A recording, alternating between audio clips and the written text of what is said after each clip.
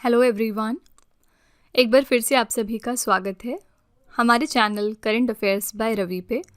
और ये है हमारी डेली करंट अफेयर्स की सीरीज़ जिसमें हम हर दिन most important top 12 current affairs को यहाँ पे डिस्कस करते हैं। आज की क्लास में हम बात करेंगे 13 नवंबर 2025 के 12 मोस्ट इम्पॉर्टेंट करंट अफेयर्स के बारे में। और फ्रेंड्स, अगर आप इनमें से किसी भी एग्ज़ाम की तैयारी कर रहे हैं तो ये हमारी सीरीज़ आपके लिए हेल्पफुल रहने वाली है, क्योंकि हम यहाँ पर करंट अफेयर्स को बहुत ही अच्छे तरीके से कवर करते हैं। ना सिर्फ हम करंट अफेयर्स के उस दिन के करते हैं, बल्कि हम रिवीजन पे भी बहुत ज़्यादा ध्यान देते हैं। ठीक है, तो अगर आप पहली बार हमारे चैनल को विजिट कर रहे हैं तो एटलीस्ट 10 दिन आप हमारी इस क्लास को करके देखिए। इसमें आप देखेंगे कि जो आपकी करंट अफेयर्स के मामले में समझ है, जो ग्रिप है आपकी करंट अफेयर्स पे बेसिकली, वो बढ़ती जाएगी। ठीक है, हमारी इस सीरीज़ की हेल्प से। तो फ्रेंड्स, बिना देरी करते हुए चलिए क्लास हम शुरू कर लेते हैं। और यहाँ पर बस एक छोटी सी इन्फॉर्मेशन है आपके लिए कि हमारी जो अक्टूबर मंथ की करंट अफेयर्स की ई बुक है वो वेबसाइट पर लॉन्च हो चुकी है। साथ ही अगर आप पिछले 8 महीने की करंट अफेयर्स का ई बुक चाहते हैं, जिसमें कि जनवरी से लेकर अगस्त 2025 तक के सारे इंपॉर्टेंट करंट अफेयर्स हों, तो ये वाली ई बुक भी मिल जाएगी आपको हमारी वेबसाइट www.ravibookspdf.com पर। आप यहाँ पर जाकर इसको चेकआउट कर सकते हैं। ये छोटा सा सैम्पल है हमारी अक्टूबर मंथ की करंट अफेयर्स की ई बुक का। आप देख सकते हैं कि हर क्वेश्चन को हमने वेल एक्सप्लेन किया है। हम हाइलाइट्स का यहाँ पर यूज़ करते हैं, इंपॉर्टेंट पॉइंट, स्टैटिक जीके और पिक्चर्स का भी यूज़ करते हैं, ताकि आपको हर क्वेश्चन की प्रॉपर अंडरस्टैंडिंग हो सके और आप इन क्वेश्चंस को लॉन्ग टर्म तक याद रख सकें। ठीक है, क्योंकि आपके एग्जाम में पिछले 6 से 7 महीने का करंट अफेयर्स पूछा जाता है। तो अगर आप इंटरेस्टेड है, अगर आप हमारी इन ई बुक्स को परचेज़ करना चाहते हैं, तो ये वेबसाइट है, आप यहाँ पर जाकर इनको चेक कर लीजिएगा। ठीक है, आइए आज की क्लास हम शुरू करते हैं। और हमेशा की तरह हम स्टार्ट करेंगे क्विक रिवीजन के साथ सेशन को। यानी कि सबसे पहले हम उन चीज़ों को देखते हैं, उन क्वेश्चंस को दोबारा से रिवाइज करते हैं जो हमने एक दिन पहले पढ़ा होता है। कल का हमने पहला क्वेश्चन किया था, शेख राशिद बिन अब्दुल्ला अल खलीफा को प्रतिष्ठित इंटरपोल पदक से सम्मानित किया गया है, वो किस देश से संबंधित हैं? तो शेख राशिद बिन अब्दुल्ला अल खलीफा को इंटरपोल पदक दिया गया है और ये बहरीन देश को बिलोंग करते हैं। इंटरपोल में कितने मेंबर कंट्रीज हैं? तो टोटल 196 मेंबर नेशंस हैं इसमें। नवंबर 2025 में भारतीय सशस्त्र बलों ने जम्मू कश्मीर कुपवाड़ा के केरन सेक्टर में घुसपैठियों के खिलाफ कौन सा अभियान शुरू किया? इस अभियान का नाम था ऑपरेशन पिंपल। ये 7 नवंबर को स्टार्ट किया गया था। भारत के पहले बिजली से चलने वाले इलेक्ट्रिक रॉकेट वायुपुत्र को किसने विकसित किया है? इसको विकसित किया है स्पेस किड्स इंडिया ने। ये एक चेन्नई बेस्ड कंपनी का नाम है। राष्ट्रीय शिक्षा दिवस 2025 हमने कब मनाया? तो 11 नवंबर को। इस साल के लिए हमने थीम रखी है आर्टिफिशियल इंटेलिजेंस और शिक्षा, स्वचालन की दुनिया में मानव एजेंसी का संरक्षण। ठीक है, और 11 नवंबर को हम क्यों मनाते हैं? क्योंकि इस दिन हमारे फर्स्ट जो एजुकेशन मिनिस्टर थे मौलाना अबुल कलाम आज़ाद, इनकी बर्थ एनिवर्सरी होती है। ठीक है, नेक्स्ट है बहुपक्षीय नौसैनिक अभ्यास मालाबार 2025 कहाँ पर आयोजित हुआ है? तो उत्तरी प्रशांत क्षेत्र के गुआम में। इसमें कौन कौन से देश शामिल हुए थे? भारत, अमेरिका, ऑस्ट्रेलिया और जापान। ठीक है, बेसिकली इसमें क्वाड समूह के जो सदस्य देश हैं वो ही पार्टिसिपेट करते हैं और भारत का यहाँ पर प्रतिनिधित्व किया है INS सह्याद्री ने। फॉक्स नेशन ने पैट्रियट ऑफ द ईयर 2025 पुरस्कार से किसे सम्मानित किया? तो मेलानिया ट्रंप को किया है और लास्ट ईयर ये अवार्ड दिया गया था डोनाल्ड ट्रंप को। संयुक्त राष्ट्र जल संधि में शामिल होने वाला दक्षिण एशिया का पहला देश कौन सा बन गया? तो ये देश है बांग्लादेश। सीमा सुरक्षा बल की किस ट्रैकर डॉग को राष्ट्रीय केनाइन वीरता पुरस्कार 2025 से सम्मानित किया गया? तो इस ट्रैकर डॉग का नाम है बबीता। ओके, अगला प्रश्न था सिटी लाइफ इंडेक्स 2025 के अनुसार एशिया के सबसे खुशहाल शहरों की सूची में कौन सा शहर है जो कि शीर्ष स्थान पर रहा? तो ये है भारत का मुंबई शहर। एशिया के शीर्ष 3 खुशहाल शहर कौन कौन से थे? पहले पे है मुंबई, ये भारत में है। दूसरे पे है बीजिंग, चाइना का। और तीसरे पर है शंघाई, चाइना का। ठीक है, यहीं पे अगर हम बात करेंगे पूरी दुनिया के शीर्ष 3 खुशहाल शहर की, तो फर्स्ट पर आता है अबू धाबी जो कि UAE में है। दूसरे पर आता है यहाँ पर मेडलिन कोलंबिया में है। और तीसरे पोजीशन पर आता है केप टाउन, ये साउथ अफ्रीका में है। ठीक है, तो यहाँ पर जो एशिया के शीर्ष 3 खुशहाल शहर हैं वो अलग हैं और दुनिया के टॉप 3 शहर जो खुशहाल हैं सबसे, वो अलग हैं। क्वेश्चन नंबर 10 था 100 अरब डॉलर जो कि बनते हैं 8.87 लाख करोड़ रुपए। इस निवेश के बाजार पूंजीकरण को पार करने वाला भारत का पहला सरकारी बैंक कौन सा बन गया? तो ये है भारतीय स्टेट बैंक। ठीक है, इसी के साथ याद रखिएगा कि ये 6th इंडियन कंपनी बनी है जिसने कि ये माइलस्टोन अचीव कर लिया है। पहली 5 कंपनियां भारतीय कौन सी हैं? तो रिलायंस, HDFC बैंक, इसके अलावा एयरटेल और TCS हो गया और ICICI। ठीक है, इनके बाद SBI 6th कंपनी है जिसने कि ये अचीव किया है। किस देश ने गरीबी उन्मूलन के लिए भारत की प्रमुख पहल दीनदयाल अंत्योदय योजना राष्ट्रीय ग्रामीण आजीविका मिशन को अपनाने की घोषणा करी है? तो ये देश है इथियोपिया, और 2011 में हमने इस मिशन को लॉन्च किया था। वांगला महोत्सव या 100 ड्रम महोत्सव किस राज्य में मनाया गया है? तो मेघालय स्टेट में, और इसको यहाँ की गारो जनजाति मनाती है। ओके, तो ये हमारे most important top 12 current affairs थे कल के। अगर आप इनको डेप्थ में जाके समझना चाहते हैं, डिटेल में हर क्वेश्चन को पढ़ना चाहते हैं, तो आप हमारा कल का लेक्चर ज़रूर रेफर करिएगा। ओके, इसी के साथ चलिए हम आज की क्लास अपनी शुरू कर लेते हैं पहले क्वेश्चन के साथ। आज का पहला क्वेश्चन है, संयुक्त राष्ट्र पर्यटन संघ यानी United Nations World Tourism Organization की पहली महिला महासचिव के रूप में किसे नियुक्त किया गया है? कौन अपॉइंट हुई हैं as the first women secretary general of the United Nation tourism? Most important question है ये आपका, और करेक्ट आंसर है यहाँ पे शेखा अल नोवेस। ठीक है, पहली बार ये क्योंकि फीमेल इस पोजीशन पर अपॉइंट हो रही हैं, इसलिए क्वेश्चन डेफिनेटली पूछा जा सकता है। शेखा अल नोवेस जो है ये पहली वुमेन सेक्रेटरी जनरल बनी यूनाइटेड नेशंस टूरिज्म में। शेखा नासिर अल नोवेस संयुक्त अरब अमीरात की एक प्रमुख व्यापारिक नेता हैं। कौन सी कंट्री को बिलोंग करती हैं ये भी याद रखिएगा, यूएई से हैं। वो 1 जनवरी 2026 से 4 वर्ष के कार्यकाल के लिए इस पदभार पर रहने वाली हैं। ये संगठन की 50 वर्षों के इतिहास में पहली बार है जब किसी महिला को इसका नेतृत्व करने का अवसर मिला है। ठीक है, संयुक्त राष्ट्र विश्व पर्यटन संगठन की यहाँ पर बात करते हैं। फुल फॉर्म है United Nations World Tourism Organization. ये संयुक्त राष्ट्र की एक एजेंसी है जिसका उद्देश्य है पर्यटन को बढ़ावा देना। इसकी स्थापना हुई थी 1 नवंबर 1975 को। मुख्यालय है स्पेन के मैड्रिड शहर में, और इसमें कुल 159 सदस्य देश हैं। सहयोगी सदस्य देश इसमें 6 हैं, और भारत इसका कब सदस्य बना है? तो 1975 को। ठीक है, तो ये हो गया संयुक्त राष्ट्र विश्व पर्यटन संगठन के बारे में। करेक्ट आंसर है यहाँ पे A option, Shekha Al novice. ये नेक्स्ट सेक्रेटरी जनरल हैं, इसी के साथ ये फर्स्ट वुमेन सेक्रेटरी जनरल हैं यूनाइटेड नेशंस टूरिज्म में। ओके, यहाँ पे हमने बात करी है यूनाइटेड नेशंस की, तो इससे रिलेटेड एक इंपॉर्टेंट करंट अफेयर्स आपको याद रखना है कि जो COP 30 है, यानी कि जो 30th एडिशन है United nation climate change conference का, ये हाल फिलहाल कहाँ पर हुआ है? ब्राज़ील के बेलेम में। ये क्वेश्चन इंपॉर्टेंट है। ठीक है, ब्राज़ील के बेलेम में COP 30 को ऑर्गेनाइज किया गया है। इसी के साथ आप याद रखिएगा कि जो यूनाइटेड नेशंस की इन्वायरमेंट असेंबली है, ये भी होने वाली है बहुत जल्द, और ये कहाँ पर कंडक्ट की जाएगी? तो केन्या के नायरोबी में, नायरोबी शहर में। ठीक है, तो इस तरह के जो वेन्यू होते हैं यूनाइटेड नेशन से रिलेटेड, वो आपके एग्जाम में कई बार पूछे जाते हैं। यहाँ पे चलिए हम कुछ अंतर्राष्ट्रीय नियुक्तियाँ 2025 की रिवाइज कर लेते हैं। पहला है अंतर्राष्ट्रीय मुद्रा कोष यानी इंटरनेशनल मॉनेटरी फंड के पहले उप प्रबंध निदेशक कौन बने हैं? तो ये हैं डैनियल गेट्स। ठीक है, और IMF का जो हेडक्वार्टर है वो कहाँ पर है? वॉशिंगटन DC में। याद रखिएगा यहाँ पर वर्ल्ड बैंक का भी हेडक्वार्टर लोकेटेड है। यूनेस्को के नए महानिदेशक बन गए हैं खालिद अल अनानी, और ये मिस्र को बिलोंग करते हैं। इसी के साथ ये पहले मिस्र के व्यक्ति हैं जो कि इस पोजीशन पर बैठ रहे हैं। न्यू डेवलपमेंट बैंक के नए उपाध्यक्ष एवं मुख्य जोखिम अधिकारी बने हैं डॉक्टर राजीव रंजन। जर्मनी का नया चांसलर बनाया गया है फ्रेडरिक मर्स को। संयुक्त राष्ट्र महिला यानी यूनाइटेड नेशंस वुमेन की कार्यकारी निदेशक बनी है डॉक्टर सीमा बहौस। गैबोन देश के नए राष्ट्रपति बने हैं ब्राइस ओलिगुई लुंगुएमा। इक्वाडोर के राष्ट्रपति नए बन गए हैं डैनियल नोबोआ। एशियाई क्रिकेट परिषद का नया अध्यक्ष बनाया गया है मोहसिन नकवी को। बैडमिंटन विश्व महासंघ का नया अध्यक्ष बनाया गया है खुन्यंग पटामा लीसवा दत्रुकुल को। फिर नेक्स्ट है एक्सियोम स्पेस का नया CEO, ये बनाए गए हैं तेजपाल भाटिया। अंतर्राष्ट्रीय मुद्रा कोष में भारत के कार्यकारी निदेशक बने हैं परमेश्वरन अय्यर। ठीक है, ये आपकी मोस्ट इंपॉर्टेंट अंतर्राष्ट्रीय नियुक्तियां यानी कि इंटरनेशनल अपॉइंटमेंट्स हैं 2025 की। यहाँ से एग्जाम में डेफिनेटली क्वेश्चन आ सकता है। ठीक है, अगला प्रश्न है फ्लैश उपन्यास के लिए बुकर पुरस्कार 2025 किसने जीता है?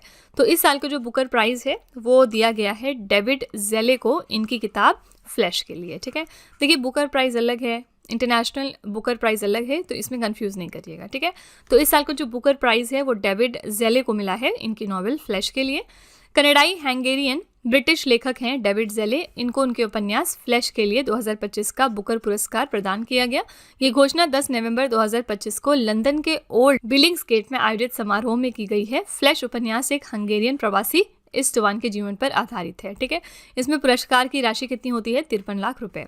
बुकर पुरस्कार एक प्रसिद्ध साहित्यिक पुरस्कार है जो अंग्रेजी में लिखे गए बेहतरीन उपन्यासों को दिया जाता है। बुकर पुरस्कार की स्थापना हुई थी 1969 में।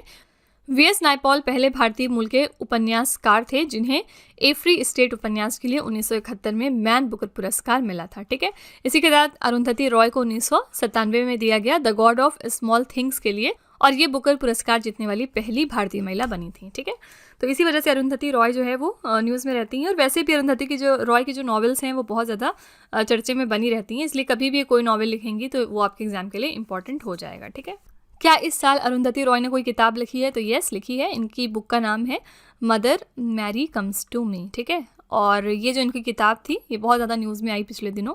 इसमें इन्होंने अपनी माँ के साथ इनके क्या रिलेशंस हैं उस चीज़ को दर्शाया है। ठीक है, तो Mother Mary comes to me किसकी किताब है? अरुंधति रॉय की। यहाँ पे मैंने आपको बताया कि बुकर प्राइज़ अलग है, इंटरनेशनल बुकर प्राइज़ अलग है। और बुकर प्राइज़ की बात हमने करी, इसके विनर हैं डेविड ज़ेले, इनके नॉवल फ्लैश के लिए दिया गया है। इंटरनेशनल बुकर प्राइज़ ऑलरेडी 2025 के लिए डिक्लेयर हो चुका है और इसकी विनर कौन थी? इसकी विनर थी बानू मुश्ताक। ठीक है, और इनकी एक किताब आई थी बेसिकली जिसका नाम था हार्ट लैम्प, और इसके लिए इनको इंटरनेशनल बुकर प्राइज़ दिया गया था। ठीक है, अगला प्रश्न है, द्विपक्षीय सैन्य अभ्यास मित्र शक्ति 2025 किन दो देशों के बीच शुरू हुआ है? कौन सी दो कंट्रीज हैं जिनके बीच में मित्रा शक्ति नाम की एक्सरसाइज को कंडक्ट किया गया हाल फिलहाल? करेक्ट आंसर यहाँ पे हो जाएगा भारत और श्रीलंका। ठीक है, मित्रा शक्ति भारत और श्रीलंका के बीच की एक्सरसाइज का नाम है। ये कब से कब तक हुआ? 10 से लेकर 23 नवंबर तक, और इसमें भारत और श्रीलंका देश शामिल थे। 11वां एडिशन था ये। कहाँ पर हुआ है? तो कर्नाटका के फॉरेन ट्रेनिंग नोड बेलगावी में। इसमें भारतीय दल से देखेंगे तो 170 सैनिकों ने हिस्सा लिया, मुख्यतः राजपूत रेजिमेंट से। श्रीलंकाई दल में देखेंगे तो 135 सैनिकों ने हिस्सा लिया है गजाबा रेजिमेंट से। ठीक है, यह अभ्यास आतंकवाद विरोधी अभियानों, उप पारंपरिक युद्धक रणनीतियों और संयुक्त राष्ट्र शांति अभियानों के परिदृश्यों पर केंद्रित है। ठीक है, तो मित्र शक्ति नाम की एक्सरसाइज इंडिया श्रीलंका के साथ करता है। इस साल के लिए वेन्यू कौन सी जगह थी? तो कर्नाटका। ठीक है, करेक्ट आंसर है सी ऑप्शन, भारत और श्रीलंका। ऑप्शंस में देखते हैं और क्या क्या है। नेपाल, बांग्लादेश और भूटान। आइए देखते हैं इनके साथ इंडिया कौन सी एक्सरसाइज करती है। सबसे पहले यहाँ पे नेपाल की बात करेंगे तो नेपाल के साथ हम एक इंपॉर्टेंट एक्सरसाइज करते हैं जिसका नाम है सूर्य किरण। ठीक है, ये एक्सरसाइज हम नेपाल के साथ में करते हैं। बांग्लादेश के साथ हम करते हैं बोंगो सागर नाम की एक्सरसाइज, और इसके अलावा एक और इम्पॉर्टेंट एक्सरसाइज है जो कि हम बांग्लादेश के साथ करते हैं और इसका नाम है संप्रीति। ये एग्जाम में बहुत बार पूछा गया है। संप्रीति नाम की एक्सरसाइज जो है वो इंडिया बांग्लादेश के साथ करता है, और भूटान के साथ एज सच कोई खास एक्सरसाइज हमारी नहीं है फिलहाल। ठीक है, अगला प्रश्न है, इसरो ने मंगल ऑर्बिटर मिशन 2 मंगलयान 2 को किस वर्ष तक लॉन्च करने की आधिकारिक घोषणा करी है? ISRO has officially announce the launch of Mars orbiter mission 2 Mangalyaan 2 by which year? Mangalyaan 2 हमारा लॉन्च हो जाएगा 2030 तक। ठीक है, सी ऑप्शन यहाँ पे आपका करेक्ट है। तो इसरो ने मंगलयान 2 मिशन को 2030 तक लॉन्च करने की आधिकारिक घोषणा करी है। ये मिशन भारत का पहला मंगल ग्रह पर उतरने या लैंडिंग करने का प्रयास होगा, जिसमें ऑर्बिटर, लैंडर और संभवतः एक रोवर भी शामिल होगा। ठीक है, मंगलयान 2 को प्रक्षेपण यान मार्क 3 LVM-3 रॉकेट से लॉन्च किया जाएगा। रॉकेट का नाम आपको जरूर याद रखना है, ये एग्जाम में बहुत पूछा जाता है। मार्क 3 यानी LVM-3 रॉकेट से हम इसको लॉन्च करने वाले हैं। उद्देश्य क्या है? मंगलयान 2 मिशन मंगल ग्रह के वातावरण और जलवायु का अध्ययन करेगा और ये पता लगाएगा कि क्या इस लाल ग्रह पर जीवन संभव है। ठीक है, तो यहाँ पे याद रखना है आपको कि इसरो ने अनाउंस कर दिया है कि वो अपना मंगलयान 2 मिशन जो है वो लॉन्च कर देंगे 2030 तक। ठीक है, अगला प्रश्न है, विश्व विज्ञान दिवस 2025 हमने कब मनाया है? तो वर्ल्ड साइंस डे हमने 10 नवंबर को सेलिब्रेट किया। बी ऑप्शन यहाँ पे आपका करेक्ट हो जाएगा। हर साल 10 नवंबर को विश्व विज्ञान दिवस हम मनाते हैं। इसे यूनेस्को ने 2001 में स्थापित किया था। मुख्य उद्देश्य क्या है? विज्ञान को समाज से जोड़ना, शांति और सतत विकास को बढ़ावा देना। और इस साल के लिए हमने थीम क्या रखी है? विश्वास, परिवर्तन और भविष्य। 2050 के लिए आवश्यक विज्ञान यानी trust, transformation and tomorrow, the science we need for 2050। ठीक है, तो ये थीम है और हम वर्ल्ड साइंस डे मनाते हैं 10 नवंबर को। ऑप्शन में है 13, 11 और 12। 13 नवंबर को हम मनाते हैं वर्ल्ड काइंडनेस डे यानी कि उदारता दिवस, और इस दिन हम बात करते हैं कि इंसान को काइंड होना चाहिए, ना सिर्फ ह्यूमंस के लिए बल्कि एनिमल्स के लिए और इसके अलावा और आसपास के लोगों के लिए। ठीक है, नवंबर 11 को हम मनाते हैं नेशनल एजुकेशन डे। ये हमने पीछे अभी रिवीजन वाले स्लाइड में देखा था। और 12 नवंबर को हम सेलिब्रेट करते हैं वर्ल्ड निमोनिया डे। ठीक है, मतलब जो ये निमोनिया की बीमारी है इसके बारे में हम अवेयरनेस क्रिएट करने की कोशिश करते हैं इस दिन। अगला है, नवंबर 2025 में ब्राज़ील के नेतृत्व वाले ट्रॉपिकल फॉरेस्ट फॉरएवर फैसिलिटी में पर्यवेक्षक के रूप में कौन सा देश शामिल हुआ है? किसने ज्वाइन किया है ब्राज़ील द्वारा led tropical forest forever facility को एज एन ऑब्जर्वर नवंबर 2025 में? तो इसको ज्वाइन कर लिया है भारत ने। बी ऑप्शन यहाँ पे करेक्ट हो जाएगा। भारत COP30 सम्मेलन के दौरान ब्राज़ील के नेतृत्व वाली ट्रॉपिकल फॉरेस्ट फॉरएवर फैसिलिटी में पर्यवेक्षक यानी ऑब्जर्वर के रूप में शामिल हुआ। और क्या है ये ट्रॉपिकल फॉरेस्ट फॉरएवर फैसिलिटी? इसकी शुरुआत जो है वो ब्राज़ील ने करी थी और परिचय इसका क्या है कि ब्राज़ील के बेलेम में COP30 के अवसर पर स्थापित एक वैश्विक कोष है। इसका गठन वन संरक्षण को एक व्यवहार्य आर्थिक मॉडल बनाने के लिए दीर्घकालिक वित्त प्रदान करने हेतु किया गया। ठीक है, और यहाँ पर COP30 की हमने ऑलरेडी बात करी है पीछे कि ये कब से कब तक हुआ, 10 से लेकर 21 नवंबर तक, और कहाँ पर हुआ, इसके लिए वेन्यू कौन सी जगह थी, तो ब्राज़ील का बेलेम। ठीक है, तो यहाँ पर इंडिया ने ज्वाइन कर लिया है ट्रॉपिकल फॉरेस्ट फॉरवर्ड फैसिलिटी को एज एन ऑब्जर्वर। कौन सी कंट्री ने लीड किया इसको, तो ब्राज़ील ने। ठीक है, ब्राज़ील के बारे में एक इंपॉर्टेंट करंट अफेयर्स और क्या हम जानते हैं, ब्राज़ील जो है वो ब्रिक्स के लिए भी होस्ट है 2025 में, और ये ब्रिक्स का 17वां एडिशन है। अगले साल यानी कि जो 18th एडिशन होने वाला है ब्रिक्स का 2026 में, इसको कौन सा देश होस्ट करेगा, इसको इंडिया होस्ट करेगा। ठीक है, क्वेश्चन नंबर 7 है, भारतीय महिला क्रिकेटर ऋचा घोष किस राज्य पुलिस की DSP बन गई हैं? In which state police has Indian women cricketer Richa Ghosh been appointed as DSP? तो ये जो ऋचा घोष है ये पश्चिम बंगाल में बन गई हैं DSP। ठीक है, सी ऑप्शन करेक्ट है। भारतीय महिला क्रिकेट टीम की एक्स फैक्टर कही जाने वाली विकेटकीपर बल्लेबाज ऋचा घोष को पश्चिम बंगाल पुलिस में DSP यानी पुलिस उपाधीक्षक बनाया गया है। उन्हें ये नियुक्ति उनकी हाल ही में महिला क्रिकेट विश्व कप में शानदार प्रदर्शन के बाद पश्चिम बंगाल सरकार द्वारा प्रदान की गई।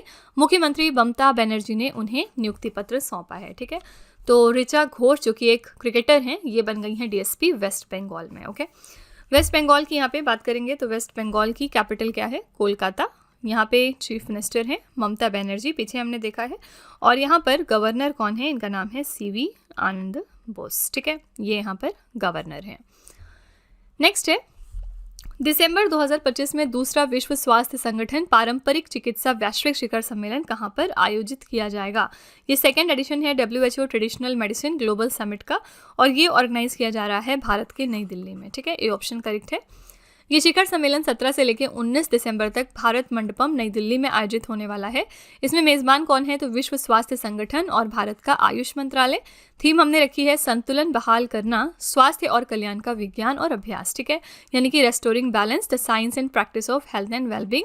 इसका जो पहला एडिशन था यानी जो पहला शिखर सम्मेलन था, पहला WHO पारंपरिक चिकित्सा वैश्विक शिखर सम्मेलन अगस्त 2023 में गांधीनगर गुजरात भारत में आयोजित किया गया था। ठीक है, तो आप देख सकते हैं कि दोनों के दोनों एडिशन जो हैं वो इंडिया में हुए थे। पहला जो इसका एडिशन था वो गुजरात में ऑर्गेनाइज किया गया और दूसरा एडिशन अब नई दिल्ली में होने वाला है। ओके, वर्ल्ड हेल्थ ऑर्गेनाइजेशन का जो हेडक्वार्टर है वो कहाँ पर लोकेटेड है, जेनेवा में है। जेनेवा कहाँ पर है, स्विट्ज़रलैंड में। ठीक है, और मैंने आपको पहले भी बताया है कि स्विट्ज़रलैंड के जेनेवा में बहुत सारे इंपॉर्टेंट बॉडीज़ के हेडक्वार्टर्स हैं, जैसे कि यहाँ पर वर्ल्ड टूरिज्म ऑर्गेनाइजेशन का है हेडक्वार्टर। इसके अलावा इंटरनेशनल लेबर ऑर्गेनाइजेशन का भी हेडक्वार्टर यहीं पर है। इंटरनेशनल ऑर्गेनाइजेशन फॉर माइग्रेशन का हेडक्वार्टर भी जेनेवा में है। इस तरह से बहुत सारी और भी बॉडीज़ हैं जिनका हेडक्वार्टर जेनेवा में है। ठीक है, अगला प्रश्न है, भारत के पहले ओलंपिक पिस्टल विश्व चैंपियन कौन बने हैं जिन्होंने काहिरा में आयोजित ISSF विश्व निशानेबाजी चैंपियनशिप 2025 में पुरुषों की 10 मीटर एयर पिस्टल स्पर्धा में स्वर्ण पदक जीत लिया है? तो कौन इंडिया के पहले ओलंपिक पिस्टल वर्ल्ड चैंपियन बने हैं जिन्होंने गोल्ड जीता है in the 10 meters air pistol event at the ISSF world shooting championship, जो कि हुई है कायरो, इजिप्ट में? करेक्ट आंसर यहाँ पे हो जाएगा सम्राट राणा, सी ऑप्शन यहाँ पे सही है। ठीक है, हरियाणा के करनाल निवासी हैं सम्राट राणा। इन्होंने काहिरा में आयोजित ISSF विश्व निशानेबाजी चैंपियनशिप में पुरुषों की 10 मीटर एयर पिस्टल स्पर्धा में स्वर्ण पदक जीतकर अभूतपूर्व उपलब्धि हासिल करी, और वो इस ओलंपिक अनुशासन में विश्व खिताब जीतने वाले पहले भारतीय पिस्टल शूटर बन गए हैं। ठीक है, चीन के हु काई जो हैं इन्होंने रजत जीता है, रजत पदक, और भारत के वरुण तोमर ने कांस्य पदक जीत लिया है। ये पहली बार था जब 2 भारतीयों ने एक ही विश्व पिस्टल स्पर्धा में पदक जीते हैं। टीम स्पर्धा में देखेंगे तो भारत ने 1754 अंकों के साथ स्वर्ण पदक जीता है, और इस टीम में कौन थे, राणा, तोमर और श्रमण। ठीक है, तो यहाँ पे करेक्ट आंसर हो जाएगा सम्राट राणा। सम्राट राणा जो है वो कौन से स्टेट को बिलोंग करते हैं, हरियाणा को। इस क्वेश्चन से बहुत सारी चीज़ें पूछी जा सकती हैं, जैसे कि ISSF वर्ल्ड शूटिंग चैंपियनशिप इस साल कहाँ पर हुई है, तो कायरो में हुई है। ठीक है, और यहाँ पे इंडिया के first Olympic pistol world champion बने हैं सम्राट राणा, जो कि हरियाणा स्टेट को बिलोंग करते हैं। ओके, क्वेश्चन नंबर 10 है, राष्ट्रपति द्रौपदी मुर्मू नवंबर 2025 में किस अफ्रीकी देश का दौरा करने वाली भारत की पहली राष्ट्रपति बन गई हैं? प्रेसिडेंट द्रौपदी मुर्मू ने हाल ही में विजिट किया है बोत्सवाना और अंगोला देश को, और इसी के साथ ये फर्स्ट प्रेसिडेंट बनी हैं इंडिया से जो कि विजिट करने गई थी इन कंट्रीज़ को, इन अफ्रीकन कंट्रीज़ को। ठीक है, तो राष्ट्रपति द्रौपदी मुर्मू नवंबर 2025 में अफ्रीका के 2 देशों अंगोला और बोत्सवाना का दौरा करने वाली भारत की पहली राष्ट्रपति बन गई हैं। 8 से लेकर 11 नवंबर तक अंगोला में वो रहीं और वहां की संसद को उन्होंने संबोधित किया। ये दौरा भारत और अंगोला के बीच राजनयिक संबंधों की 40वीं वर्षगांठ पर आयोजित हुआ है। इसके बाद 11 से 13 नवंबर तक बोत्सवाना का दौरा वो करेंगी, जहां उनसे द्विपक्षीय वार्ता होगी और वो वहाँ की संसद को भी संबोधित करने वाली हैं। ठीक है, अंगोला जो है वो दक्षिणी पश्चिम अफ्रीका में लोकेटेड एक देश है। इसकी राजधानी है लुआंडा और मुद्रा है अंगोलन क्वांजा। ठीक है, बोत्सवाना गणराज्य की बात करेंगे तो अफ्रीकी महाद्वीप के दक्षिण में स्थित ये एक स्थल रुद्ध देश है। राजधानी है इसकी गैबोरोन और मुद्रा यहाँ पर चलती है बोत्सवाना पुला। ओके, तो ये दोनों देश हो गए और इनको विजिट करने वाली जो है इंडिया की तरफ से फर्स्ट प्रेसिडेंट बनी है हमारी प्रेसिडेंट द्रौपदी मुर्मू। और प्रेसिडेंट द्रौपदी मुर्मू इसी के साथ एक टेम्पल भी है जिसको विजिट करने वाली फर्स्ट प्रेसिडेंट बनी है इंडिया में, फर्स्ट फीमेल प्रेसिडेंट। और ये इस टेम्पल का नाम क्या है जो कि अक्सर न्यूज़ में रहता है, इसका नाम है सबरीमाला टेम्पल। ठीक है, कहाँ पर लोकेटेड है? केरला स्टेट में है। इसको भी हाल ही में प्रेसिडेंट द्रौपदी मुर्मू ने विजिट किया था। क्वेश्चन नंबर 11 है, नवंबर 2025 में असम की पहली टेक्नोलॉजी और vocational education and training university Swahid Kanaklata Barua की आधारशिला किसने रखी है? तो किसने नींव रख दी है असम के पहले technology and vocational education and training university की, जिसका नाम है स्वाहिद कनकलता बरुआ। करेक्ट आंसर है यहाँ पे हमारी फाइनेंस मिनिस्टर निर्मला सीतारमण। ठीक है, तो केंद्रीय वित्त मंत्री निर्मला सीतारमण ने असम के गोहपुर में राज्य की पहली टेक्नोलॉजी और vocational education and training university Swahid Kanaklata Barua की आधारशिला रख दी है। इसके लिए बजट कितना तैयार किया गया है? 415 करोड़ रुपए का। विश्वविद्यालय में आर्टिफिशियल इंटेलिजेंस, ड्रोन टेक्नोलॉजी और क्वांटम कंप्यूटिंग जैसे आधुनिक विषयों की पढ़ाई होगी। ओके, नोट यहाँ पे लिखा है कनकलता बरुआ, जिन्हें बीरबाला भी कहा जाता है, 1942 में झंडा फहराते समय 17 वर्ष की उम्र में ये शहीद हो गई थी। ठीक है, इन्हीं को ये ट्रिब्यूट देने के लिए इस यूनिवर्सिटी को स्टैब्लिश किया गया है, जिसका नींव जो है रखा है फाइनेंस मिनिस्टर निर्मला सीतारमण ने। ओके, अब हमने असम की यहाँ पे बात की, तो चलिए हम असम का राज्य दर्शन एक बार कर लेते हैं। इसकी राजधानी है दिसपुर। इसकी स्थापना हुई थी 26 जनवरी 1950 को। मुख्यमंत्री हैं हेमंत बिस्व शर्मा। राज्यपाल हैं लक्ष्मण प्रसाद आचार्य। असम के कुल पड़ोसी देश 2 हैं। कौन कौन से? भूटान और बांग्लादेश। असम के कुल पड़ोसी राज्य कितने हैं? 7। कौन कौन से? मेघालय, त्रिपुरा, मिजोरम, अरुणाचल प्रदेश, नागालैंड, मणिपुर और पश्चिम बंगाल। राज्य पक्षी है यहाँ पर वुड डक। राजकीय पशु है एक सिंग वाला गैंडा। राजकीय वृक्ष है होलोंग। लोक नृत्य कौन कौन से हैं यहाँ पर? इंपॉर्टेंट, बिहू जो कि एग्जाम में बहुत बार पूछा जाता है, बागुरुम्बा है, भोरताल है, सत्रिय है और झूमर है। त्योहार कौन कौन से यहाँ मनाए जाते हैं? बिहू, मी डैम मीफी, जोरहाट एग्जाम में कई बार पूछा गया है। अम्बुबाची भी बहुत बार एग्जाम में आया है। बोहाग बिहू, माजुली उत्सव और रोंगकर त्योहार। ठीक है, कौन से राज्य असम से निकाला गया था बाद में? तो मेघालय। ओके, तो ये हो गया आपका static fact about the Assam state. Last question है आज का, टेनिस टूर्नामेंट WTA फाइनल्स 2025 का खिताब किसने जीता है? टेनिस टूर्नामेंट WTA फाइनल्स 2025 किसने जीता है? करेक्ट आंसर है एलेना रायबकीना। ठीक है, डी ऑप्शन करेक्ट है। टेनिस टूर्नामेंट WTA फाइनल्स 2025 का खिताब कजाकिस्तान के खिलाड़ी एलेना रायबकीना ने जीता है। उन्होंने फाइनल मुकाबले में दुनिया की नंबर 1 खिलाड़ी आरियाना सबलेंका, जो कि बेलारूस देश को बिलोंग करती हैं, इनको सीधे सेटों में 6-3, 7-6 से हराया है। स्थान यानी कहाँ पर ये इवेंट हुआ है? तो सऊदी अरब के रियाद में। और इसकी इंपॉर्टेंस क्या है? ये रायबकीना का पहला WTA फाइनल्स खिताब है। उन्होंने खिताब टूर्नामेंट में अजेय रहते हुए जीता है। ठीक है, ये अनडिफीटेड साबित हुई हैं। इनाम राशि कितनी मिली इनको? तो लगभग 46 करोड़ रुपए इनको गिफ्ट के तौर पर दिए गए हैं। ठीक है, तो यहाँ पर इसको जीत लिया है एलेना रायबकीना ने। कौन से देश को एलेना रायबकीना बिलोंग करती हैं? पीछे हमने देखा कजाकिस्तान को। इगा स्वियातेक की बात करेंगे तो ये पोलैंड देश से हैं। अराइना सबलेंका जो हैं ये बेलारूस की प्लेयर हैं, बेलारूस देश को बिलोंग करती हैं। और कोको गॉफ यहाँ पे अमेरिका से हैं। ठीक है, तो जितने भी इंपॉर्टेंट आपके प्लेयर्स होते हैं उनके कंट्रीज़ भी आपको पता होना चाहिए। ठीक है, तो फ्रेंड्स इसी के साथ हमारी क्लास यहाँ पर एंड होती है। आई रियली होप कि आपको क्लास पसंद आई होगी। और लास्ट में हमेशा की तरह हम आपके लिए एक छोटा सा टेस्ट रखते हैं ताकि आप खुद को एनालाइज कर सकें। आज का यहाँ पे पहला क्वेश्चन है, फ्लैश उपन्यास के लिए बुकर पुरस्कार 2025 किसने जीत लिया है? दूसरा प्रश्न है, इसरो ने मंगल ऑर्बिटर मिशन 2 मंगलयान 2 को किस वर्ष तक लॉन्च करने की आधिकारिक घोषणा करी है? और तीसरा प्रश्न है, नवंबर 2025 में ब्राज़ील के नेतृत्व वाले ट्रॉपिकल फॉरेस्ट फॉरएवर फैसिलिटी में पर्यवेक्षक के रूप में कौन सा देश शामिल हुआ है? ये 3 क्वेश्चंस आपके लिए हैं एज अ होमवर्क। इनका जो जवाब है वो आपको कमेंट सेक्शन में जाके लिखना है। इसी के साथ फ्रेंड्स हमारी क्लास यहाँ पर वाइंड अप होती है। और आई रियली होप कि आपको क्लास पसंद आई होगी। आप अपना फीडबैक कमेंट सेक्शन में ज़रूर लिखिएगा। देखिए, अगर आप किसी भी एग्ज़ाम में बैठते हैं और अगर आपको लगता है कि हमारी ये क्लास आपको फ़ायदा दे रही है, यहाँ से डायरेक्टली एग्ज़ाम में अगर आपके क्वेश्चंस आ रहे हैं, तो प्लीज़ आप एक बार छोटा सा फीडबैक कमेंट में डाल दिया करिए, ताकि जो हमारे दूसरे व्यूवर्स पहली बार चैनल को विजिट करते हैं उनके लिए आसानी होगी हम पर ट्रस्ट करने में, ठीक है। बाकी अगर आप चाहते हैं कि इसमें कुछ इंप्रूवमेंट हो तो आप वो भी कमेंट में जाके लिख सकते हैं। और इसी तरह के बेस्ट क्वालिटी कंटेंट और अच्छी प्रिपरेशन के लिए फिर हमारे चैनल के साथ जुड़े रहिए। मिलते हैं अगली क्लास में एक और इम्पॉर्टेंट टॉपिक के साथ। Till then stay tuned. Thank you so much for watching. Also don't forget to like, share and subscribe our channel.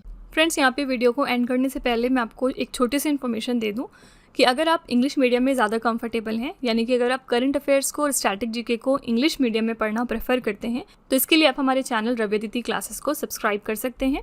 इसके अलावा अगर आपको बुक्स चाहिए प्रिंटेड फॉर्मेट में, तो ये आपको मिल जाएगी हमारी वेबसाइट www.raviaditipublication.com पर, और ये आपके घर तक भी डिलीवर की जाएंगी। तो फिलहाल आपके लिए हमने लॉन्च किया है जीएस का one liner 25,000 plus exam fact का बुक, जहाँ पर सभी इंपॉर्टेंट क्वेश्चंस को हमने कवर किया है। साथ ही यहाँ पे आपको जनरल साइंस, जीके और एनसीईआरटी के नोट्स वगैरह भी मिल जाएंगे। इसके अलावा अगर आपको ई बुक्स चाहिए तो ये आपको ईमेल के थ्रू इंस्टेंटली डिलीवर की जाएगी, और ये मिलेगी आपको हमारी वेबसाइट www.ravibookspdf.com पर। तो यहाँ पर आप देख सकते हैं कि जनवरी से लेकर मई, यानी कि लास्ट 5 मंथ का करंट अफेयर्स का ई बुक हमने लॉन्च किया है आपके लिए। इसके अलावा मंथली और ईयरली ई बुक्स भी मिल जाएंगी। साथ ही 11,000 प्लस जीके जीएस का बुक भी आपके लिए अवेलेबल किया गया है, ठीक है। तो अगर आपको इनमें से कोई भी ई बुक चाहिए तो इस वेबसाइट पर जाके आप इनको परचेज कर सकते हैं। साथ ही ये हमारा मोबाइल एप्लीकेशन है जिसका नाम है रवि स्टडी ऐप। अगर आपको इस वीडियो का फ्री पीडीएफ चाहिए तो आप यहाँ पर जाके इसको डाउनलोड कर सकते हैं। इस एप्लीकेशन में और भी चीज़ें हैं आपके लिए, जैसे कि जीएस की टेस्ट सीरीज़, करंट अफेयर्स के नोट्स, यूट्यूब के वीडियो नोट्स, करंट अफेयर्स की ई बुक्स, जीके जीएस की ई बुक्स एटसेट्रा, ठीक है। तो आप इस एप्लीकेशन को डाउनलोड करके फर्दर एक्सप्लोर कर सकते हैं। और सभी वीडियोस और ई बुक से रिलेटेड जो अपडेट्स हैं वो आपको मिलेगी हमारे Telegram channel current affairs by Ravi पर। तो इसको भी आप ज़रूर ज्वाइन कर लीजिएगा, जिससे कि आप हमारे सारे न्यू लॉन्चेस से अपडेटेड रहें, ठीक है।